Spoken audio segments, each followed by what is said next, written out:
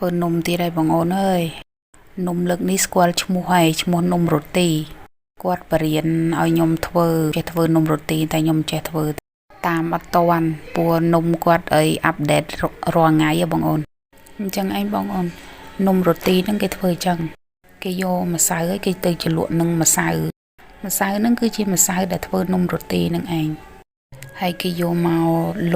លុញវាឲ្យចេញជារាងមូលសប៉ែតរៀងធំបន្តិចល្មមនិយាយទៅតាមចំណង់ចំណូលចិត្តយើងចង់បានធំប៉ុណ្ណាយើងធ្វើប៉ុណ្ណឹងទៅដោយម៉ែក្មេកខ្ញុំគាត់ពងធ្វើអញ្ចឹងគាត់ចង់បានទំហំប៉ុណ្ណាគឺគាត់លុញទំហំប៉ុណ្ណឹងហើយបន្ទាប់មកទៀតមកយើងលុញវាឲ្យរៀងសប៉ែតស្ដើងល្មមដែលយើងពេញចិត្តហើយបន្ទាប់មកទៀតយើងយកវាទៅទុកមួយឡែកសិនដោយដែលបងអូនបានឃើញស្រាប់គាត់យកទៅដាក់នៅលើចង្អេរមួយឡែកសិនហើយបន្ទាប់មកទៀតដាក់ប្រេងឆានៅក្នុងផ្ទះឲ្យក្តៅហើយយកនំរ៉ូទីយើងមកយកមកចៀនហ្នឹងកុំទុកយូរពេកទេបងអូនយើងទុកវាល្មមកុំក្រហមជ្រុលពេកមើលទៅវារាងឡើងប៉ោងហើយយើងចាប់ផ្ដើមស្រង់វាឡើងនិយាយទៅក្រហមប៉ុន្តែកុំឲ្យក្រហមខ្លាំងពេកទេតែល្មមទៅបានហើយ